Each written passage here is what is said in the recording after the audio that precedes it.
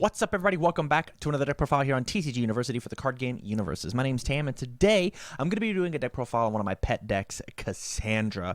I've wanted to play this deck not because of Cassandra, but because of a cool combo inside of the deck. So I'm going to be taking a lot of time in this profile. Sorry for its length in advance. So if you like the profile, make sure you go out and check out the matches that it played over on the playlist right here on the channel. It'll be under the Heaven and Hell matches playlist, as well as all the other deck profiles that you can see. Or watch us live next week at twitch.tv/TCG University at 6 o'clock, where we have a new 8-man bracket every single week. With that, let's jump into it. All right, you guys. So this is my Cassandra deck profile. Like I said, it's been a pet deck for a bit, and it's because of a cool combo that's inside of it. And so I'm going to be jumping all over the place. This might be the most intricate complex deck that I might have ever made. So let's just jump into it with all the moving parts, as opposed to reading off verbatim what the deck wants to do. Let's talk about or what the cards do. Let's talk about what the deck wants to do, right? This Cassandra deck wants to make as many checks as possible in order to get key pieces into our discard pile, as well as build in free assets, which let us win the game a little quicker, a little easier. Free stuff's always nice, right? And then the plus speed off of her stuff, but mainly it's just, hey, I need to have a 7-hand size character with a lot of vitality that makes a bunch of checks into the discard pile and gets a free asset every turn. Pretty much is all I need. And so Cassandra's just the best bet. If you wanted to, you could play this as pretty much any other 7-hander in the game. I was thinking about also making this as a Devora deck, but I thought Devora's life was just a little too low, even with the gain a bunch in order to make the deck work. I think Cassandra might just be the best call, and that's why I played her. So let's go ahead and jump into the deck. As I said, we're playing a bunch of different cards. The deck is very, very big, just because You'll see. I'll go through everything. So the first attack that I want to talk about is Double Fatality. We are playing a momentum-based engine inside of our deck, and so I have to have a momentum. I got to. And so being a 7-hand size character, just dropping this as a quote-unquote action, a 3-check action, not even necessarily caring. I just need to have this at least one momentum on the turn that I want to go in, and this card is just that. It's the free momentum. Moving on, the main kill card of the deck is we're playing 4 Ovipositor Charger. This card says that you can play it out of your discard pile, which is why I need Cassandra in order to make a bunch of different checks. The speed bonus is not that great off of Cassandra because it's only +1 because it's based on your block modifier. But the fact that she gets to make check over check over check means that I don't have to try and check these whenever they matter. I'll check them off of Cassandra's on my opponent's attacks or on my attacks, and not necessarily care if it gets extra speed, because I'm going to see how many Ovipositors I can play inside of one turn. As well as this card shares. This card has a response in the card pool that says discard a card after I attempt to play an attack. It gets +1 to its check.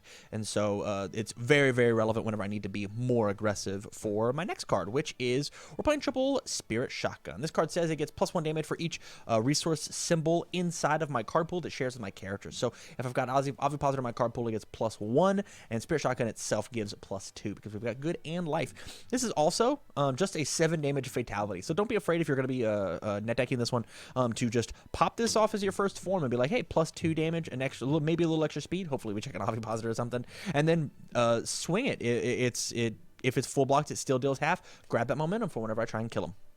Really, really solid card. One of the best cards in the game. Probably the best card in the game. Another good momentum generator, and it's super, super important, is for Thundering Impact. This used to be Pea Shooter because I wanted to meme as hard as possible, but now it's just not possible. This card says if its speed is greater than printed, it gets another 3 damage. With Cassandra, it's probably going to be greater than printed, just because, like, checking a 4 is so easy inside of this deck. And so it is a 5 high for 7 damage on a throw. At Deadlock, it's powerful 4, which is great. It has EX1, which is not great, but the fact that it is just another throw, gain that momentum because it's so hyper important in order to make the deck run. You got to have that momentum on the kill turn. The next cards are both reversals. We're playing 3 Urban Showers. This card possibly could be changed, but I like the fact that it is a 2-block. So it's a 6 low for 4 that will gain me a little more vitality. 22 is a really high cap when it comes to a 7-hand size vitality, as well as burn them for a little extra. This card is not necessary. It probably should be a mid block because we added in Thundering Impact, but that was a very late change. I'm sure we could figure out something that has a life symbol and a mid block. It also matters that all of these attacks except Shotgun have 4 damage. I guess I didn't mention that. The last real attack is we're playing 4 Splat. This card says that just enhance commit. My next card I attempt to play this turn gets ignores progressive difficulty, which is really solid whenever I need to play shotgun as like the 8th card in my card pool. Play a bunch of ovipositors, play a Curse Splat, use the responses on the Curse Splat, commit a card, maybe even Cassandra, play the shotgun, and blow you out because of all the shared resources symbols. This card's absolutely fantastic, as well as it makes I would say it makes blocking easy, but there's a card in here that does its job just a little bit better. Also, it covers our low zone block very, very well. We're playing 1 hand cannon. When this card's in the card pool, my opponent, a lot of cards get turned off. Things can't leave my opponent's discard pile or their card pool due to effects. So like multiples or picking up cards, or even like Cassandra's response. As long as hand cannon's in the card pool, my opponent can't do that. And lastly, we're playing 1 Crawler. It's in here mainly for the Deadlock Enhance, the Deadlock Enhance. Attacks with a print of 4 damage don't count towards progressive for the rest of this turn. So everything in my deck except for Spirit Shotgun just won't count. And so being able to play Ovipositors on just 4s is just really, really not fair. It's super, super good. As well as it's got the static that says while this card's in my card pool, breaker abilities can't be played. So also relevant whenever I got to make a big string happen. On the actions and the assets, I'm going to talk about the actions first, even though this is a Cassandra deck. I'm talking about the actions first just because the actions are where the combos lie. I'll talk about this. Revoke. We are playing a 1-check in our deck, and we're going to get to it here in just 1 second. And this 1-check can just annihilate our entire game plan, so we have to play smart. Like I said, this is like one of the hardest, most complicated decks that I've ever crafted, and so one of those technical decks that I've ever made. And so when we're looking at what Revoke's job is, it is not necessarily cancel and enhance, it's actually build safe. And inside of a life deck, it's super, super important that happens. I've only got 22 life. Making sure I have foundations is super, super important. We'll say this card does not work on assets if you do first form it. Your assets still count. Don't have -1 difficulty. So it's really important that you know what it is, how it is you're building.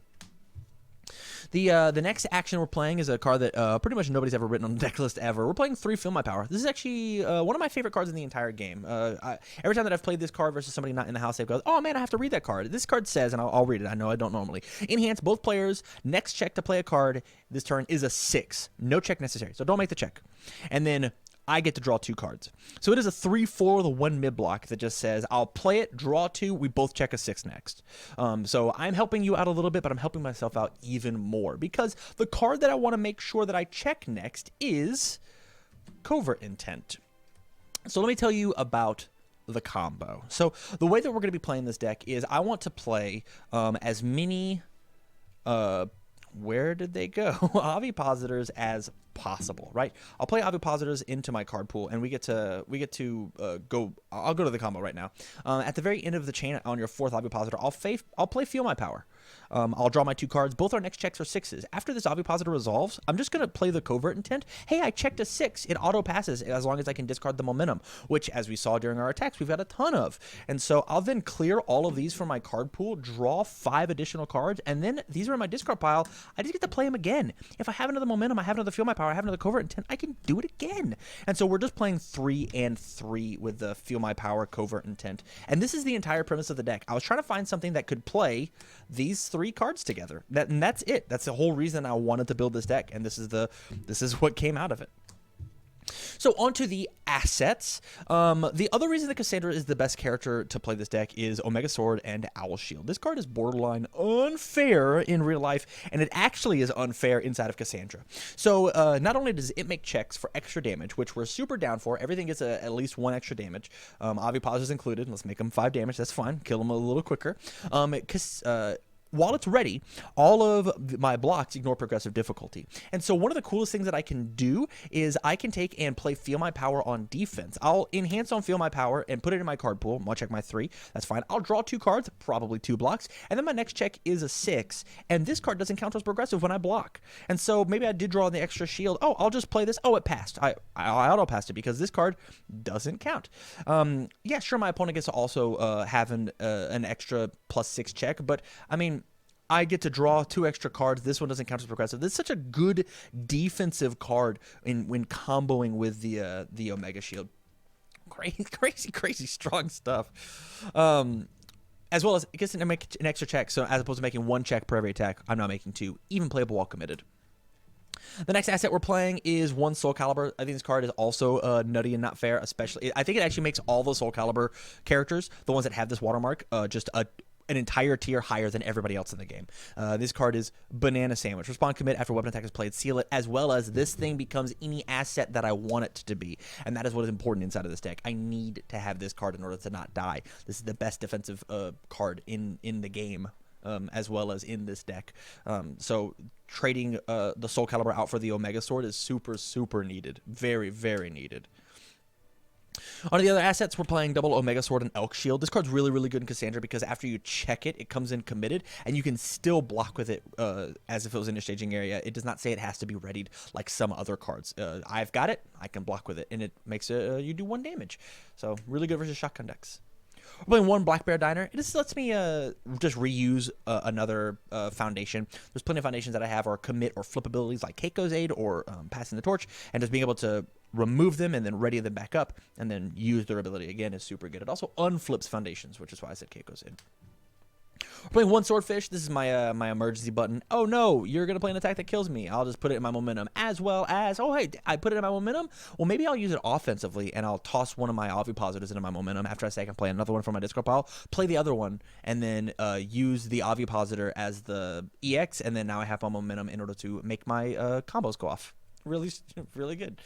We're playing 1 Kali Yuga. This is the weakest asset in the deck. This is honestly just a stun deterrent. I don't want my foundations to be committed or removed, and so saying, "Hey, I'm gonna stop you from stopping me," is just good enough. As well as it just checks a 6 for free. It's a 2 mid block. This card's fine.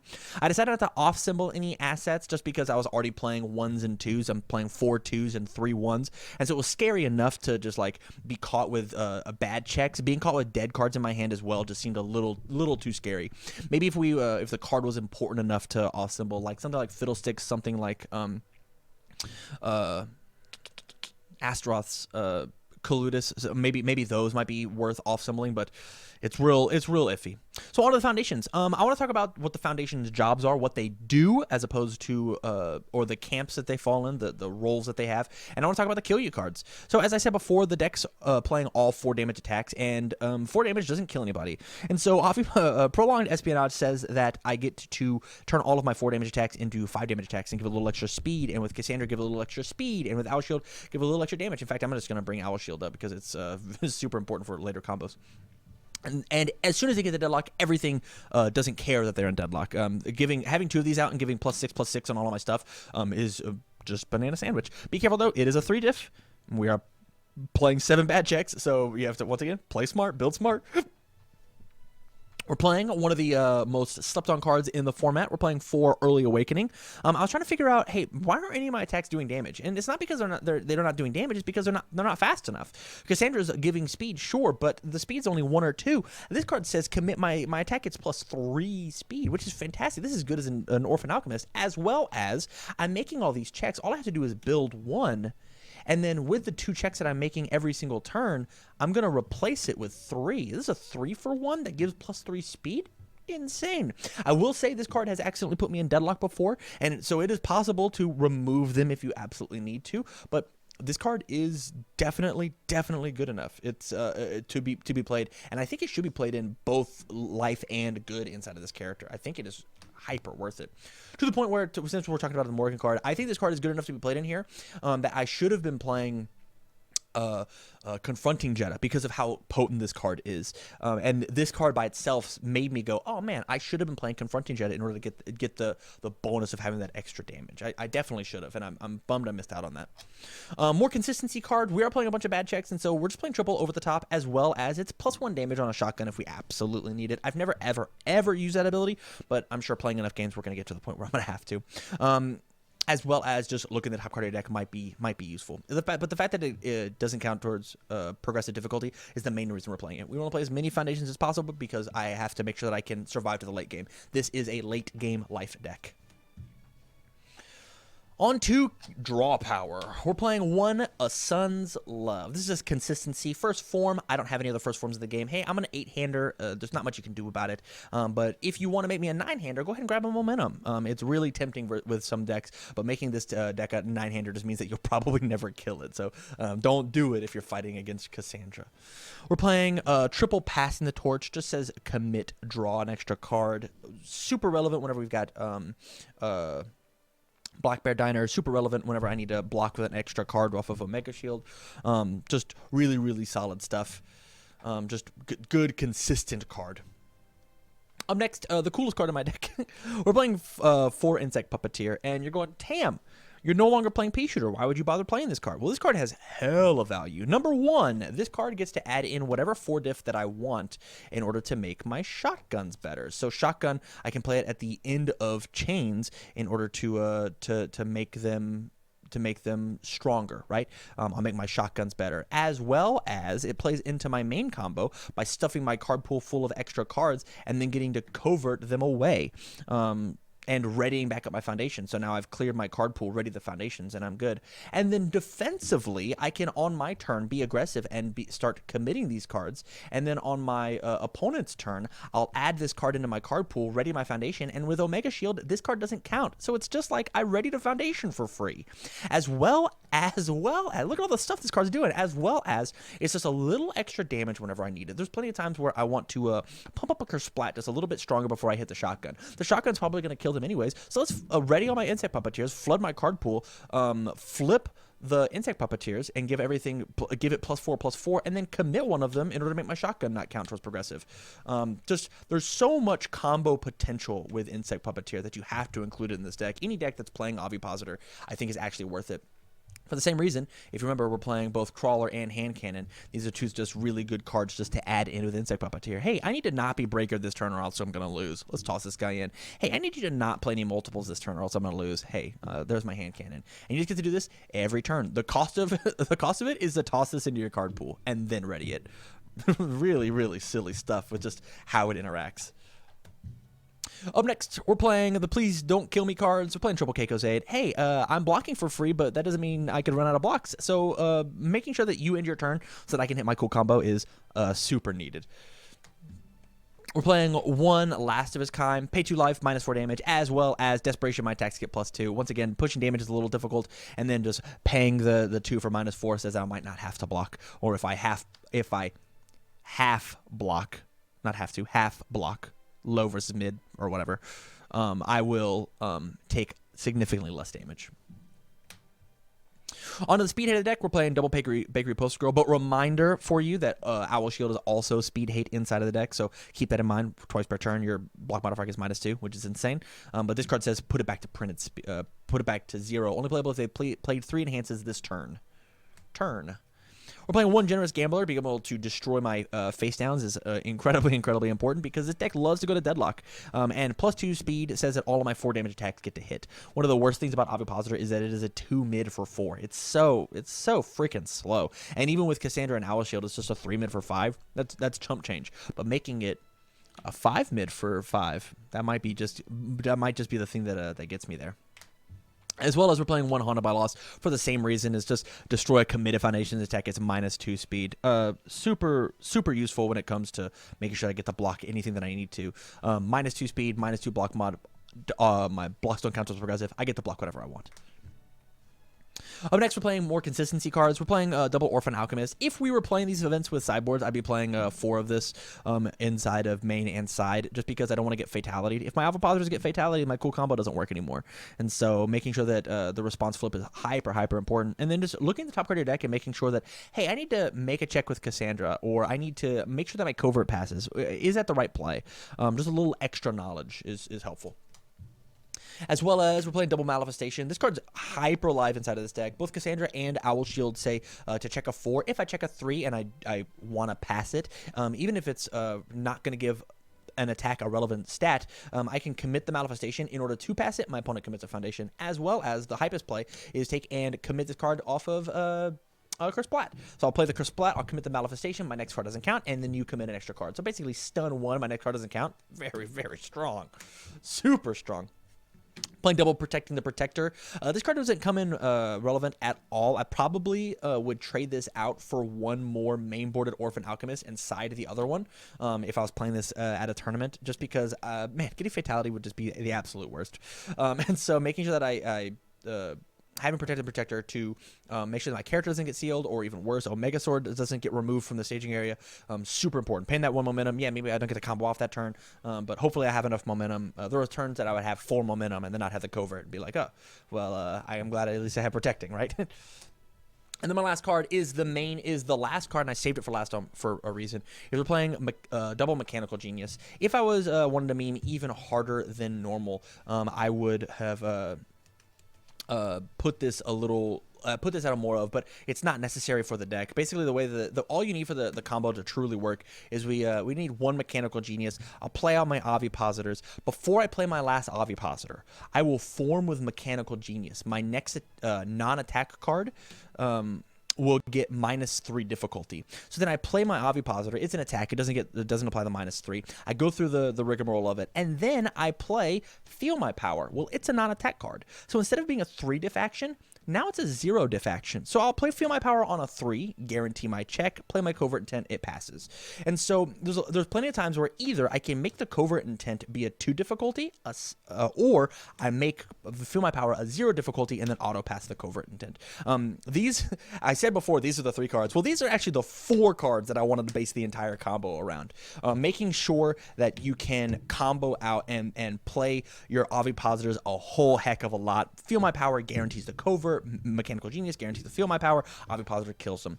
4-piece combo, which is why this deck is so hype and so awesome. I'm really, really happy with it.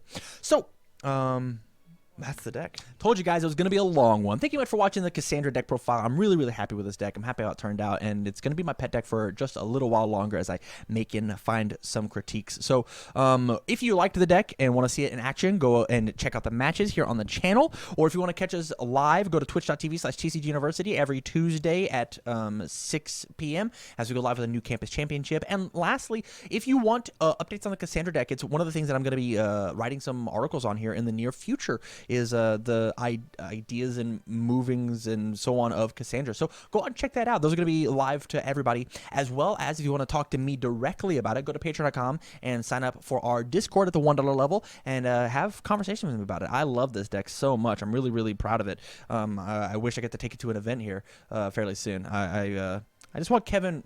sorry, I just want Chris Bromley to like me, right? I just want him to think I'm good enough, right? As a deck builder. That's a joke. That's a joke. I know. So from all of us here at TCGU, thank you very much for watching the video, and stay learned.